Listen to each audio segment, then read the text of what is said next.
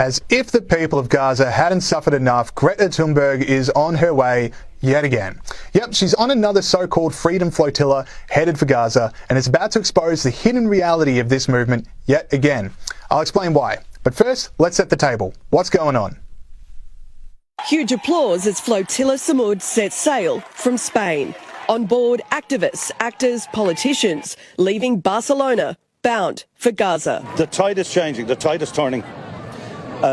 People's conscience, I think, is erupting. Dozens of other vessels will leave other Mediterranean ports in the coming days, aiming to deliver humanitarian aid to the Strip, this the largest attempt to break the Israeli maritime blockade.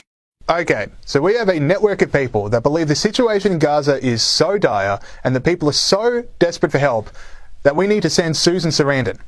Here's the reality of this movement. The aim is not to help the people of Gaza, but for there to be outrage at Israel. And that's fine, but don't lie to us and say it's just this humble flotilla of aid. An honest effort would be to use the biggest container ship you can possibly source, load it to within an inch of its life with supplies for the people of Gaza, man it with a skeleton crew, the least amount of people needed to make sure it reaches the destination so that as much space can be taken up by supplies as possible, and all those activists and all those selfie hunting people stay at home.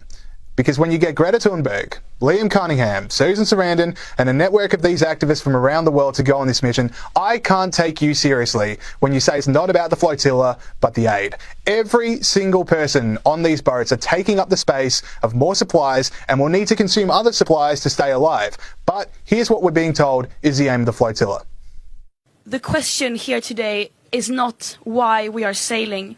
This story is not at all about the mission that we are about to embark. The story here is about Palestine.